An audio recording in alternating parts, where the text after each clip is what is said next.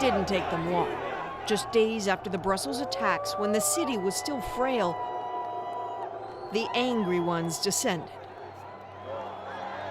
swooping in on a memorial gathering, claiming to support the victims, but actually turning on Muslims in the crowd. The police washed them away, but they'd made their hideous points. Some talked of a fear that is new. C'est vrai que j'avais jamais pensé à fermer ma voiture. Aujourd'hui, quand je conduis, je ferme ma voiture, j'ai peur des racistes, oui. The far-right extremists hit the streets again only a few days later, this time stirring it up in a neighborhood home largely to Moroccan immigrants, urging them to get out. This is exactly what ISIS wants, for Muslims to feel so unwelcome in Europe. They turn to the so-called caliphate. So they would have liked that? They love that. They love stuff like that.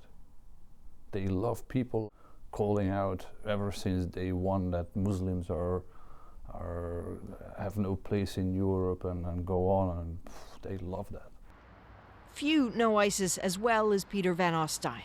For years he's tracked, studied, and talked with European jihadists. He says ISIS has been broadcasting its plans to fracture Europe for a long time.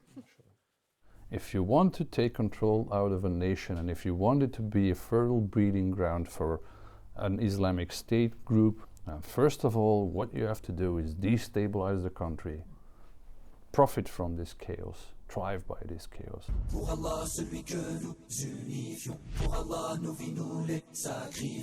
ISIS released these celebratory videos just days after the Brussels attacks, openly mocking the frenzied police and security agencies. To strain them, all part of the plan. Revenge is a key goal too, as if to say, you attack us, you'll pay. And the more ground ISIS loses in Syria and Iraq, the more it wants to strike the West. Hitting Brussels had the effect of putting all of Europe on notice. It is, after all, the administrative capital of the EU, and ISIS wants that union to collapse. Europeans, of course, say they can't let that happen, but do they really know how to get ahead of ISIS? It surely seems that what the Brussels attacks actually reveal is a story of dangerous missteps and misses and a Europe on the back foot. Think back to the sickening days after the November attacks in Paris. One would-be suicide bomber had abandoned his explosives, was on the run. Salah Abdeslam, last seen heading home to Brussels. Panic so acute he was about to stage another attack that Brussels went on lockdown for days. Then, for 4 months, Belgian police hunted him.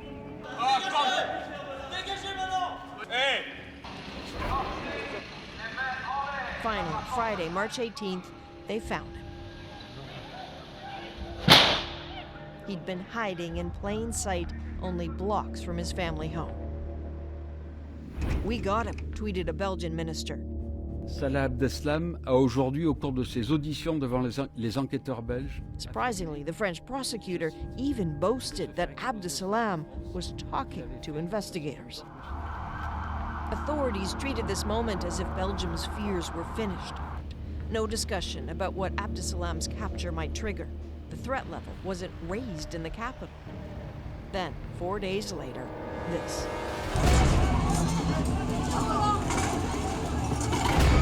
The timing was no coincidence. Several accounts suggest the arrest rushed the attacks along, especially so when officials bragged that Abdesalam was cooperating. That's the theory of Le Monde journalist Elise Vincent. If it's openly said that Salah is talking for all his friends in the city, they can think, whoa, the situation is becoming dangerous for us. We have to maybe accelerate our plans. Vincent has insider knowledge. Controversially, she was allowed to see Salah Abdesalam's interrogation report from the weekend before the attacks. An interrogation that was only an hour long and filled with lies. When the Belgian police were talking to Salah, Did they ask him whether anything else was being planned? No, Not at all. no, there's no question about this. Does that surprise you? Of course. The lies were peppered throughout, including one about whether Abdeslam knew two particular men, brothers. When the pictures of the Bakrai brother came, he said, I don't know this guy. Another lie. Another lie. And did they challenge him? No, At all? at all. What a mistake. Of course Abdeslam knew the brothers. One rented his hideouts in France and Brussels, and at least one of the brothers is suspected of obtaining weapons for the Paris attacks. Soon the world would know their identities. It was Ibrahim el-Bakrawi who blew himself up at the airport. His brother Khalid, the suicide bomber at the metro. CBC has been told these are places where the brothers had once worked. They knew their targets well. And they had violent pasts with connections useful to ISIS. Khalid, a thief and notorious carjacker. Ibrahim served time for shooting a cop that disappeared from Belgium.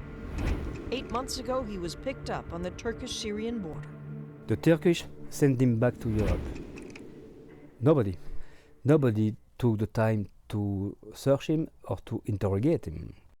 Former French intelligence officer Claude Moniquet calls this a major misstep by the Belgian authorities.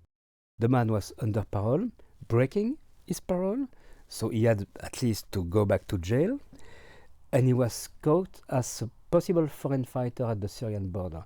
Nobody asked to meet him and to interrogate him. This is, at least to say the least, it's an embarrassment for the Belgian authorities. Okay, I go. Embarrassing, sure, but maybe not unusual that Belgium would miss them. Peter Van Ostijen says he's seen how ISIS has changed who it recruits to try to stay ahead. The el-Bakrawi brothers, perfect examples. They weren't known as radicals. They were known as hardened criminals, but they were on a different list. The police was using two lists. This is the list of people you should be looking for because they're known for radical Islam, and this is the other list, people known for violent crimes. Mm-hmm. But they didn't cross-reference them. The Bakrawis were on the other list, and nobody actually had any idea that they would have to look on the other list. Complicating matters for investigators, the sheer numbers of ISIS members and sympathizers, exponential growth since the era of Osama bin Laden. At the time of Al-Qaeda, we were speaking of approximately 500 suspects in Europe, whole Europe. Today we are talking of approximately and at least 10,000 suspects in Europe, 10,000. Do all the countries in the European Union know the names of all those 10,000 suspects? No. No. And they don't share. As an outsider, I don't get this. These are extremely skilled intelligence I will agencies. tell you, as an insider, I don't get it. Sharing just isn't in the DNA of intelligence agencies. Spies protect their secrets and protect their own countries. The metro line that thundered that morning, where most of the deaths occurred, is limping back into service now. The stop where it happened still closed off. Above ground and only a few blocks away, there was an emergency session of EU commissioners in the days after the attacks. Prefaced with promises that this time the politicians will find a way to work together. Now it is up to everybody to implement what we all have decided jointly here.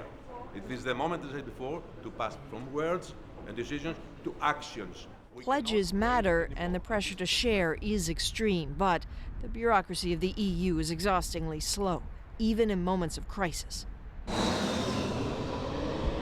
Look at the passenger name record.